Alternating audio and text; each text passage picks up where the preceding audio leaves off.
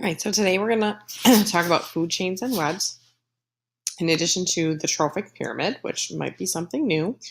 So, a couple of things we have to cover that are in the ecosystem.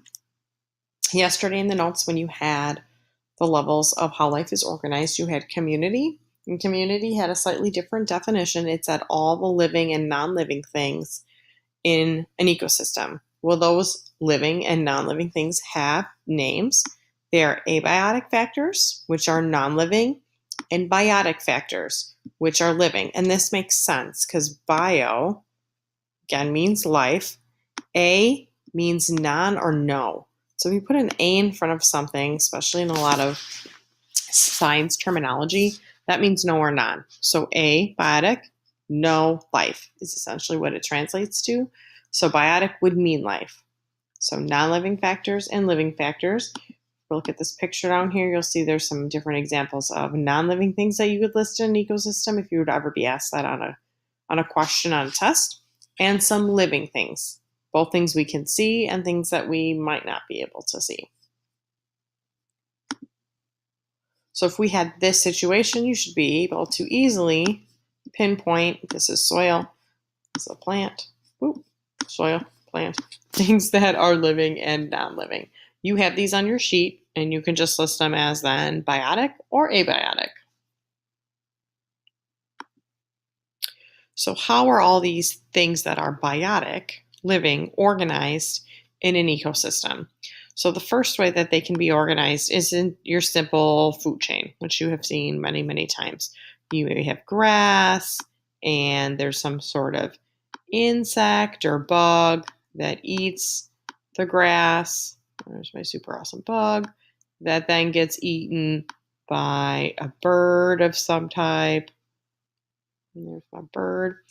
So that's a simple food chain. It shows the order of who eats who and where energy is going to go in this food chain.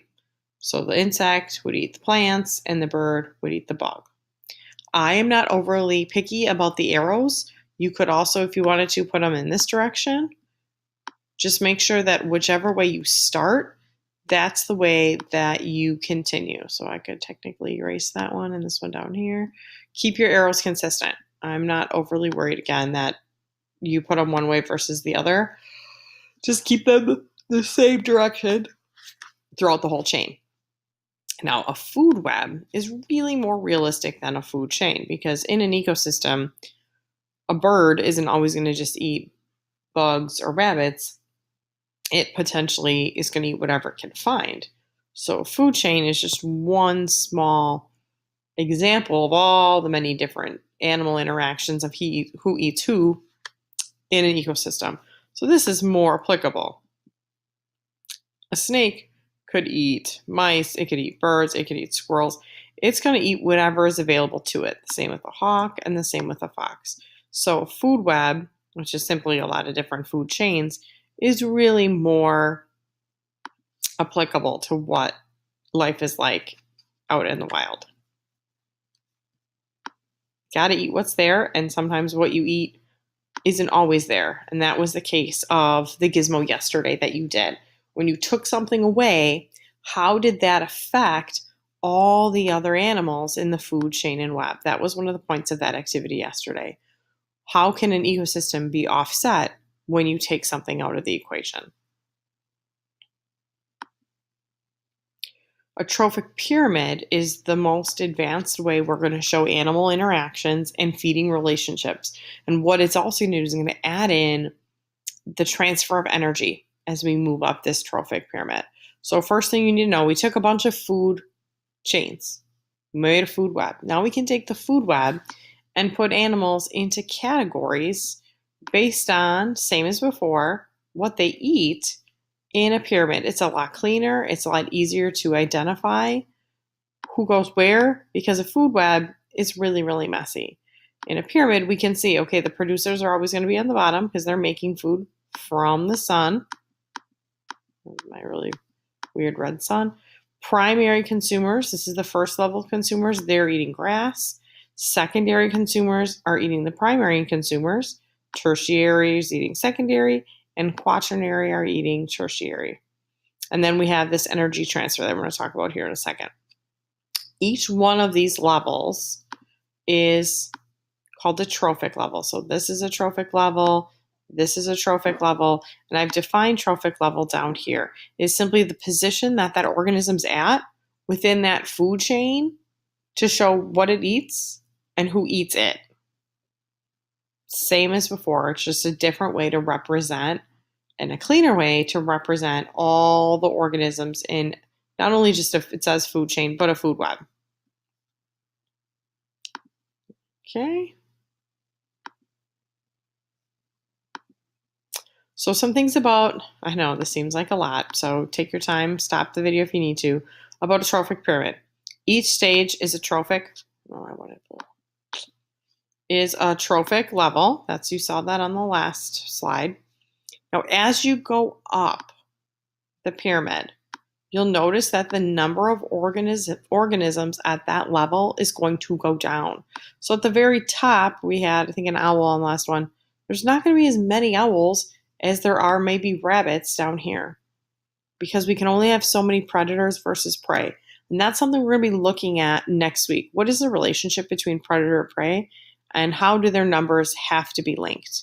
Because if one doesn't have food, it's going to affect the numbers of the other. Similar to, again, what you already saw yesterday. You've previewed a lot of these concepts in that gizmo that are going to be constantly brought back throughout this whole ecology unit. Now, energy stuff. This is by far the most complicated concept for students to understand. As we go up the level, the trophic levels, energy is going to be dropping off. And that is because if I had, I'll explain this down here, if I had 100 joules of energy here, this next level is only going to get 10, because the animals at this level, which technically is plants, they have to use 90% of that energy to be able to sustain themselves. So if I eat something, I'm using 90% of what I ate to be able to sustain my life, to run digestion, to be able to move, to eat, to think, to do whatever I need to do. That takes energy.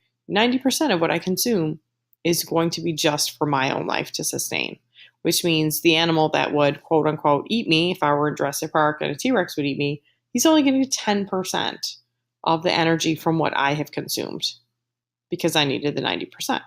And if he were to get eaten by a much larger dinosaur, that dinosaur will only get 10% of his energy. So to see this graphically represented instead of my little chicken scratch there, if we had 1,000 grams of biomass, which is a fancy way to say the food available for the next trophic level, this can be in grams, this can also be in joules. I think the next image I have is in joules.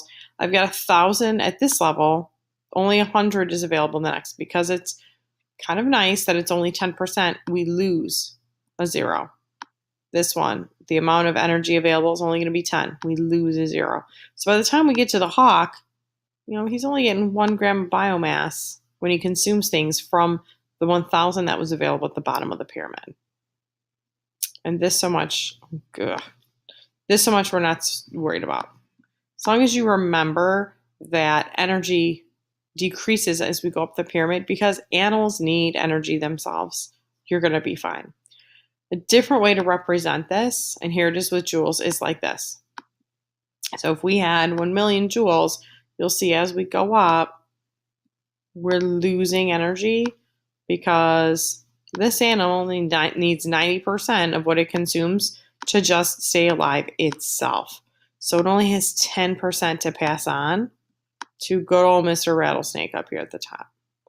That is the number one most confusing concept for students in this unit. Everything else, you're going to say that, look at this and be like, oh yeah, I remember maybe most of this stuff. And if you don't, you'll spend some time reviewing it.